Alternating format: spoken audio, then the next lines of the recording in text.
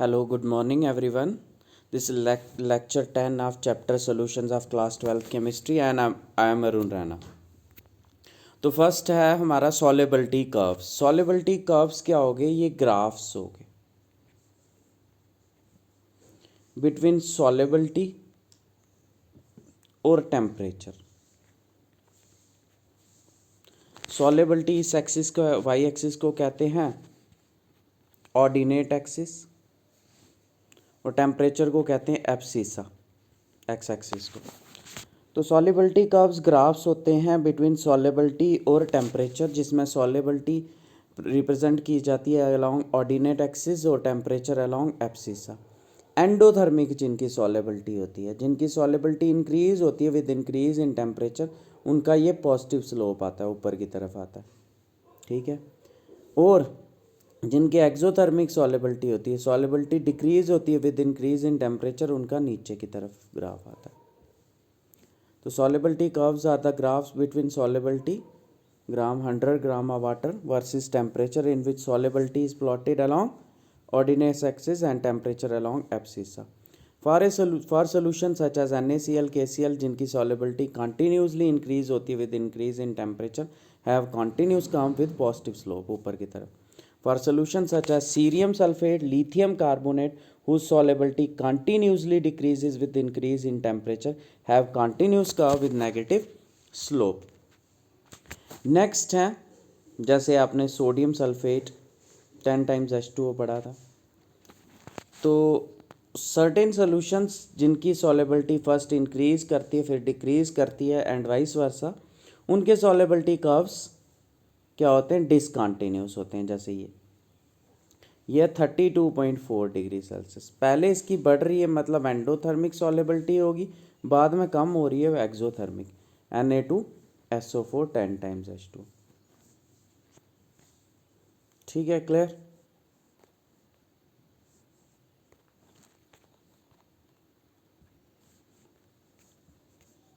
While for solutions such as Na2SO4 10 times CaCl2 6 times H2 NH4 NH3 whose solubility sometime increases and decreases have discontinuous curve। ये solubility curves दिखाए हुए हैं। First ये दिखाए हैं continuous, जैसे ऊपर की तरफ है सबके NaNO3 NaCl, ये सीरियम सल्फेट का है, नीचे की तरफ दिखाया हुआ है नेगेटिव। ये आगे जिनकी फॉर्म्स चेंज होती हैं, जैसे NH4NO3 पहले अल्फ़ा से बीटा फॉर्म में चेंज होता है, graph change. Calcium chloride 6 times H2O पहले इंक्रीज होता है, फिर 4 टाइम्स H2O, फिर 2 टाइम्स H2O। ये Na2SO4 10 टाइम्स H2O वाला, इसका 32.4 के बाद डिक्रीज होना स्टार्ट हो जाता है। नेक्स्ट क्वेश्चन है हमारा हेनरी लॉ। ये किसके बारे में बताता है? Effect of pressure on solubility of gas in a liquid. देखो, जैसे कोल्ड ड्रिंक होती है, जितने ज़्यादा प्रेशर लगाया होता है उतनी ज़्यादा उसमें कार्बन डाइऑक्साइड डिजॉल्व होती है। तो जैसे ही प्रेशर रिलीज होता है, कार्बन डाइऑक्साइड भी बाहर निकल जाती है कोल्ड ड्रिंक से, है ना। कोल्ड ड्रिंक में क्या प्रेजेंट होती है? कार्बन डाइऑक्साइड प्रेजेंट होती है। तो जैसे ही प्रेशर अप्लाई करते हो, प्रेशर रिमूव करते हो, तो वो कार्बन डाइऑक्साइड भी बाहर आ जाती है। यही बताता है, ये बोलता है कि जैसे जैसे प्रेशर इम्प्रूव करोगे वैसे वैसे mass of gas dissolve per unit volume भी बढ़ेगी।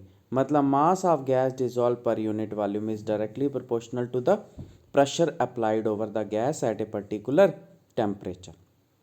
Henry in 1803 put forward a generalization regarding the effect of pressure on the solubility of gas in a liquid. This is known as Henry's law and can be stated as mass of gas dissolved per unit volume is directly proportional to the pressure applied over the gas at a particular temperature.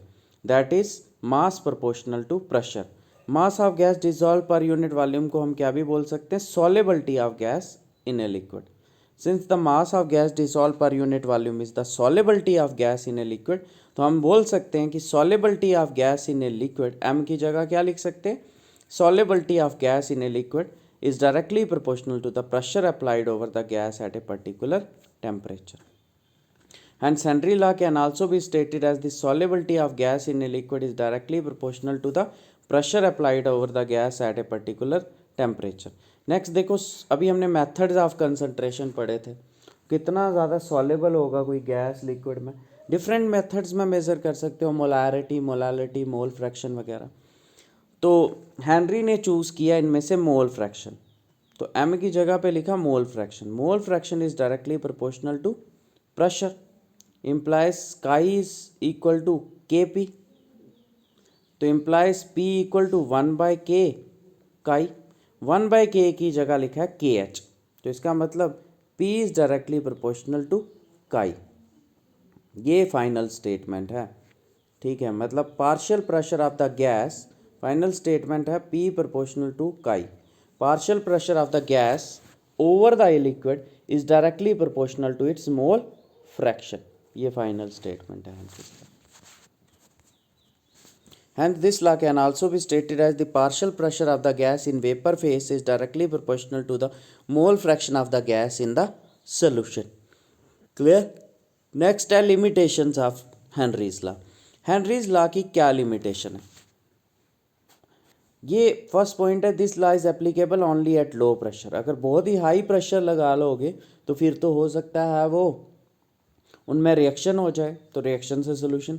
And high temperature पे, जहाँ पे gas behave करती है ideally, तो ideal gas आपने पढ़ी होगी 11th में। आइडियल गैस कब बिहेव करती है?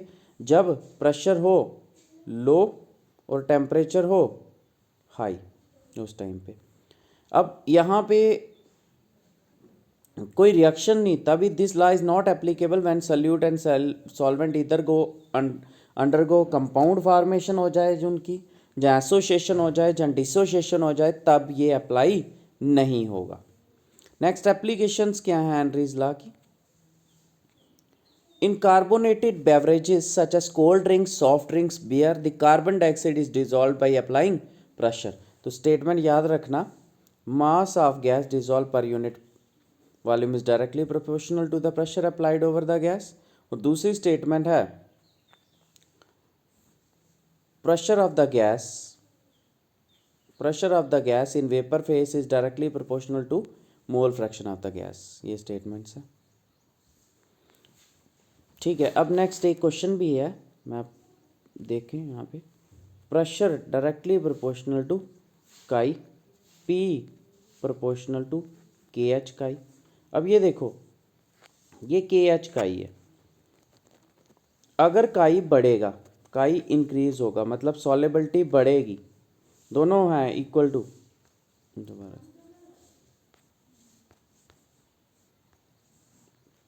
P प्रोपोर्शनल टू किसके, P इक्वल टू किसके बराबर है? के एच काई। तो इम्प्लाइज के एच काई, पार्शियल प्रेशर हम कांस्टेंट रखते हैं, कांस्टेंट प्रेशर अप्लाई करते हैं, तो के एच इंटू काई इक्वल टू कांस्टेंट। इसका मतलब अगर के एच बढ़ेगा कांस्टेंट, अगर ये पहले के एच बढ़ेगा, दो अगर कांस्टेंट हो दो का प्रोडक्ट, अगर कोई एक चीज़ बढ़ेगी तो दूसरी चीज़ क्या होगी? कम होगी। इसका मतलब अगर कोई सब सोल्यूशन है जिसकी सॉल्युबिलिटी ज़्यादा है, मोल फ्रैक्शन ज़्यादा है, तो उसका हेनरी कांस्टेंट क्या होगा? कम होगा, ठीक है।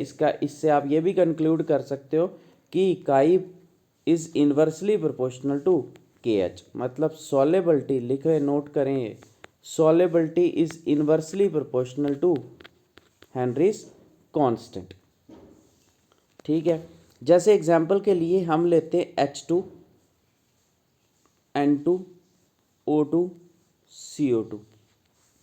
पहले तो सबसे पहले आपको ये पता होना चाहिए H2 नॉन पोलर है जहाँ पोलर है, ये नॉन पोलर है। सारे मालिक्यूल सेम हो वो नॉन पोलर होता है, ये भी नॉन पोलर है, ये भी नॉन पोलर है।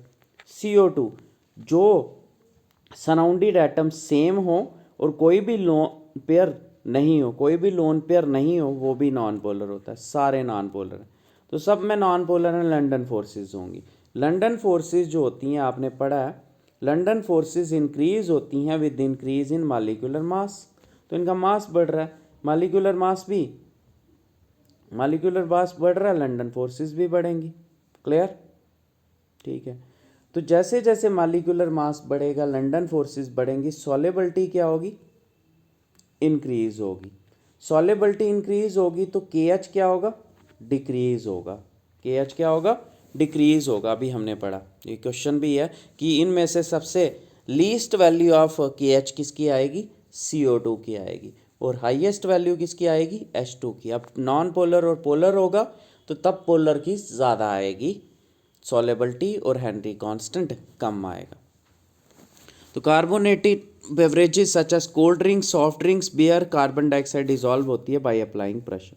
इसी तरह से दूसरी एग्जांपल है, जैसे ही हम आल्टीट्यूड पे ऊपर की तरफ जाएंगे वहाँ पे प्रेशर क्या होगा, कम होगा। तो आपको पता है pressure is directly proportional to mole fraction.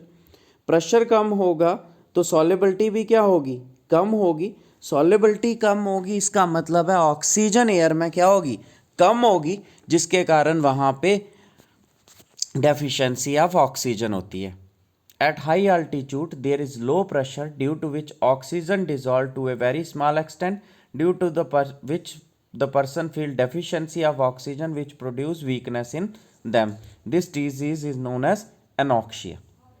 Next है, अब डी सीप डाइवर्स जब सी है, ये सी में जब डाइवर चले जाएगा तो यहाँ पे प्रेशर होगा। प्रेशर के कारण क्या होगा, pressure is directly proportional to mole fraction. ज़्यादा गैस डिजॉल्व हो जाएगी। अब वो अगर एयर सिलेंडर लेके गया तो ज़्यादा गैस डिजॉल्व हो जाएगी। नाइट्रोजन भी डिजॉल्व, एयर में ज़्यादा क्या होता है, नाइट्रोजन और ऑक्सीजन। तो जितना ज़्यादा मास होगा उतनी ज़्यादा डिजॉल्व होगी। तो ऑक्सीजन ज़्यादा डिजॉल्व हो जाएगी, लेकिन ऑक्सीजन तो चाहिए, तो ऑक्सीजन अपना काम कर लेगी, लेकिन नाइट्रोजन जो होगी वो ये ब्लड में एकोमुलेट हो जाएगी। जैसे ही बाहर आएगा प्रेशर क्या होगा, कम होगा, सॉल्युबिलिटी भी क्या होगी, कम होगी, और गैस इमीडिएटली बाहर आएगी, जिससे लंग्स में दर्द होना स्टार्ट हो जाती है। इसको कहते हैं बेंट्स डिजीज हो जाती है। इसका मतलब क्या है कि नाइट्रोजन की जगह पे अगर हम हाइड्रोजन या हीलियम लें तो इनका मास क्या होगा, कम होगा। हाइड्रोजन का 2 होता है, H2 का 1 है, हाइड्रोजन का 1, 2 H2 में 2 हाइड्रोजन है तो 2 होगा। हीलियम का 4 होता है, तो इनका मॉलिक्यूलर मास कम है, सॉल्युबिलिटी भी कम होगी, और ये अंदर बाहर कोई प्रॉब्लम नहीं होगी। In deep sea diver the diver take oxygen from the compressed air which also contain nitrogen such that nitrogen get accumulated in the blood, and when they come out from the sea the evolution of nitrogen cause the disorder in the nerve. This disease is known as bends or decompression sickness. In order to avoid this, cylinder containing liquid helium along with nitrogen and oxygen are used. Next हमारा topic आ जाता है solubility of gases in a liquid. Solubility क्या है gases की liquid में। तो अभी हमने पढ़ा था प्रेशर, जितना ज़्यादा प्रेशर लगाओगे उतनी ज़्यादा सॉल्युबिलिटी। प्रेशर का इफेक्ट तो हमने पढ़ लिया। Solubility of a gas in a liquid होती क्या है, ऊपर आता है volume of gas in cc, और नीचे आता है volume of liquid in cc at a particular temperature, और यहाँ पे प्रेशर का भी इफेक्ट होगा। तो डिफाइन करो, is the volume of gas in cc dissolve in 1 cc of liquid to form the saturated solution at a particular temperature and atmospheric pressure. कौन कौन से फैक्टर्स हैं, नेचर तो होगा, टेम्परेचर होगा और प्रेशर होगा। फैक्टर्स इफेक्टिंग इट, फर्स्ट आ जाता है nature of gas and liquid. Nature में आपको पता है लाइक डिजॉल्व लाइक, जैसे पोलर गैसेस है, इसको हटा दो पोलर में से CO2 को हटा देना। Polar gases such as NH3 HCl ये हाईली सॉल्युबल होंगी वाटर में, क्योंकि like dissolve like. Whereas non polar gases H2 N2O2 ये स्प्रैंगली सॉल्युबल होंगी वाटर में, since their solubility is also governed by the rule like dissolves like, that is polar gases dissolve in polar liquid while non-polar gases in non-polar liquid. Next है temperature. तो आपको पता है इसकी solubility जो होती है ना, गैस लिक्विड, इसकी सॉल्युबिलिटी जो होती है वो एक्सोथर्मिक होती है। नोट करें ये, इसमें से ऑब्जेक्टिव आता है, solubility of gas in a liquid is exothermic होती है। तो जैसे जैसे टेम्परेचर बढ़ाओगे वैसे वैसे क्या होगा, सॉल्युबिलिटी डिक्रीज होगी। सिंपल सी बात है, गैस डिजॉल्व हुई हो लिक्विड में, हीट करो उसको तो गैस क्या करती है, उड़ जाती है। लेकिन ये आपको नोट करना है कि solubility of gas in a liquid is exothermic. With the increase in temperature of the system the solubility of gas in a liquid decreases since the gas gets evolved on heating. Next है pressure. तो pressure जैसे जैसे ज़्यादा pressure लगाओगे वैसे वैसे ज़्यादा gas dissolve होगी और इसको गवर्न करता है Henry law. We states that, पहली स्टेटमेंट क्या है, mass of gas dissolve per unit volume is directly proportional to the pressure of the gas applied over it. Mass की जगह क्या भी लिख सकते हैं, solubility of gas in a liquid is directly proportional to the pressure applied over it. Solubility को measure किया फिर किस में, काई में, chi proportional to P, P काई equal to K P, P equal to 1/k chi, 1/k की जगह लिखा है हेनरीज कांस्टेंट, मतलब pressure is directly proportional to mole fraction.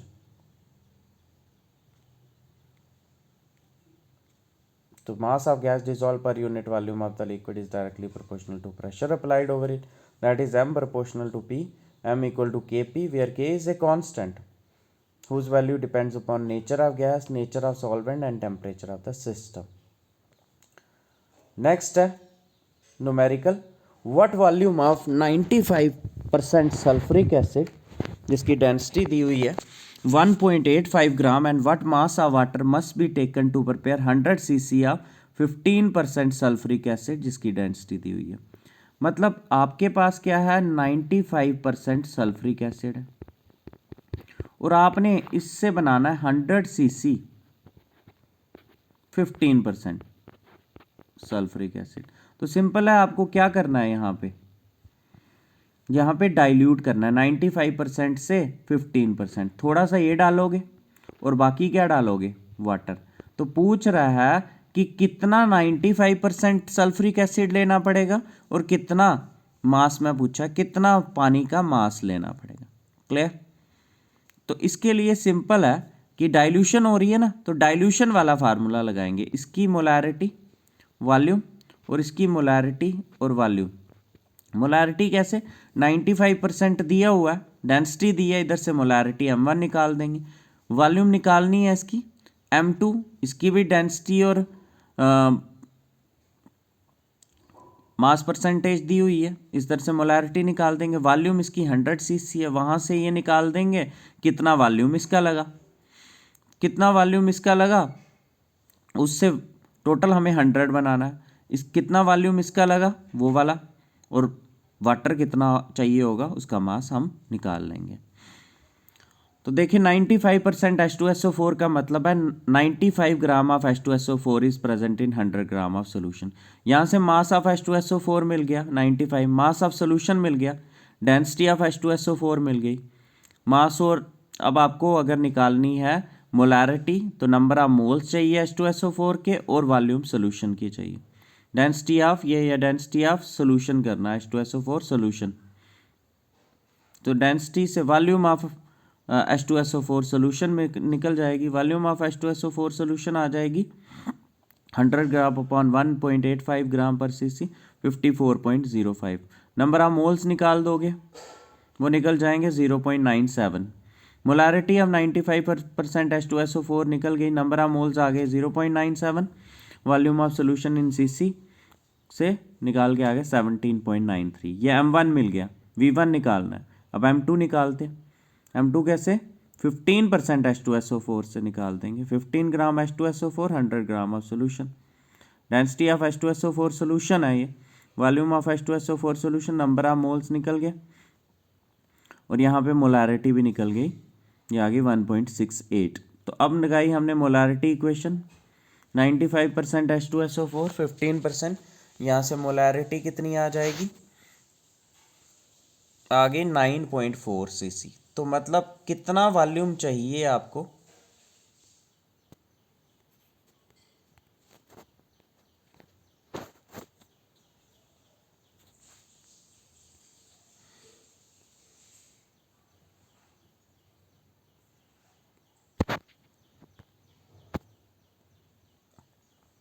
तो ये था हमारा पूरा सोल्यूशन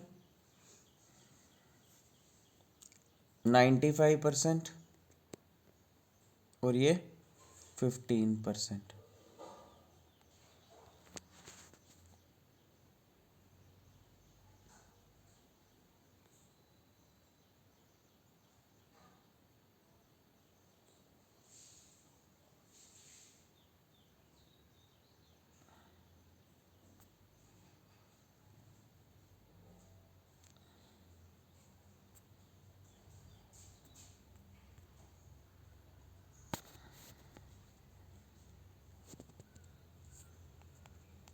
वेट,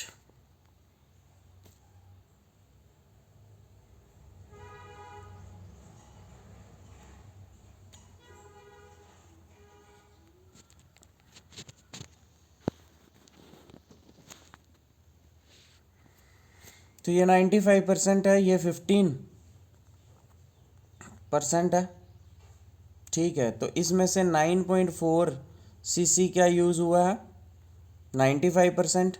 बाकी जो है 100 सीसी टोटल बनाना है, बाकी क्या यूज़ हुआ है, वाटर यूज़ हुआ है।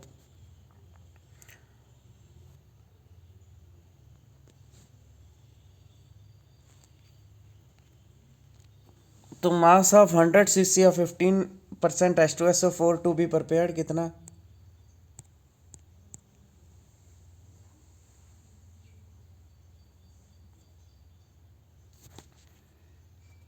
ये पहले भी एक बार क्वेश्चन खराब हो गया था हमारा। तो 15% बनाना है 100 सीसी, 100 सीसी, तो उसमें से 9.4 सीसी क्या यूज़ हुआ है,